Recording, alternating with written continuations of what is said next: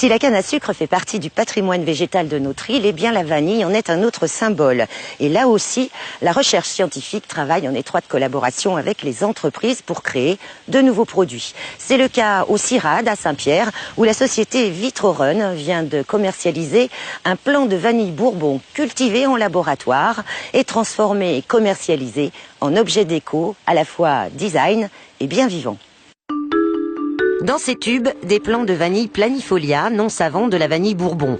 L'idée de ce nouveau produit est née dans les laboratoires de l'entreprise Vitrorun, premier labo réunionnais de culture végétale in vitro spécialisé dans la multiplication des plantes pour les professionnels. On reproduisait dans des pots en quantité de 25 plants par exemple, et les professionnels, que ce soit à La Réunion ou en métropole ou à l'international, nous commandaient parfois des plants de différentes espèces. Et l'idée était de permettre au grand public d'avoir accès à des produits que nous faisions plutôt pour les professionnels. Et donc nous avons décidé de développer ce produit d'un plant de vanille dans un petit tube que toute personne pourrait avoir chez elle en décoration. Issu des biotechnologies, ce plant de vanille ornementale aura nécessité des années de recherche. Première étape, trouver la recette idéale pour la préparation du substrat. Dans cette pièce, nous sommes dans la cuisine, on appelle la cuisine. Nous allons préparer le milieu de culture en pesant différents ingrédients et en mesurant différents liquides de façon à obtenir un milieu qui va permettre la croissance des plants de façon optimale. Nous avons étudié la proportion des éléments dans le milieu de culture qui permet d'avoir une croissance pas trop rapide, pas trop lente non plus, et qu'elle permette à la plante de se développer correctement. C'est un peu une recette secrète, on va dire, mais en général, voilà, on utilise des sucres, des micro-éléments, des macro-éléments, des vitamines et enfin un agent gélifiant pour durcir le milieu de culture. Mais le challenge réside surtout dans la deuxième étape, maintenir le milieu de culture complètement stérile au moment du repiquage pour éviter toute bactérie qui serait fatale au développement du plant. Après cette étape de préparation de milieu, c'est le maintien des conditions d'asepsie dans le tube. Ça, c'est encore une problématique importante en culture in vitro. Alors, on travaille sous une hotte à flux laminaire, en conditions stériles, qu'on appelle stériles. Donc, un flux qui vient face à l'utilisateur empêche les micro-organismes et les contaminants de rentrer dans la hotte. Donc les plants sont repiqués dans les tubes qui ont été stérilisés préalablement et le bouchon est refermé et on le maintient dans cette condition-là jusqu'à l'utilisateur et qui peut regarder sa plante pousser dans ces conditions stériles. La gélose, uniquement composée d'éléments naturels, va permettre à la plante de se nourrir. Mais avant d'être commercialisée, elle sera encore pouponnée quelque temps en laboratoire.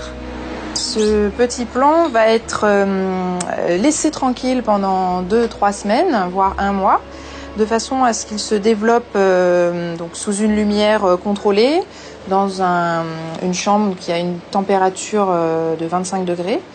Et donc pendant ce temps, va commencer à se développer les racines qui vont lui permettre de s'ancrer dans le milieu. Donc ce temps de latence nous permet également d'éliminer tous les produits qui ne sont pas conformes à la vente, donc des produits qui seraient contaminés malgré toutes les précautions que nous avons prises lors du repiquage, des plants qui seraient sortis de la gélose, et ainsi donc de sélectionner seulement les plants qui sont tout à fait commercialisables. Autre challenge, développer un packaging adapté à ce produit à la fois vivant, naturel et high-tech. C'est Pacoï, spécialiste de l'emballage industriel pour l'agroalimentaire, qui s'en est chargé. D'apparence simple, l'écrin cartonné du plant de vanille a demandé un énorme travail d'élaboration, tout d'abord au bureau d'études. Pour le serrage du tube, il fallait que le tube tienne bien, il fallait que pour l'équipe en place, elle puisse le monter correctement, facilement, d'avance en plus, et préparer des stocks d'avance. Voilà, donc pendant plusieurs jours et après plusieurs semaines, on a mis au point ce tout petit calage. Il va avoir son propre logement dans l'étui. Ça fait qu'une fois conditionné, la boîte peut tomber, le tube ne va pas se briser.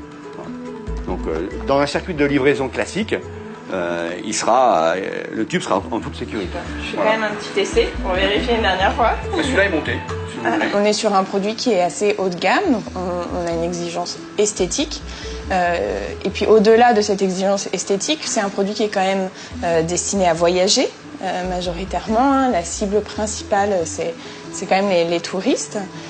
Et du coup, il fallait absolument que ce produit soit bien protégé dans l'étui. Que quand on sorte de l'étui, il ait un petit socle qui lui permette d'être stabilisé vraiment chez le consommateur.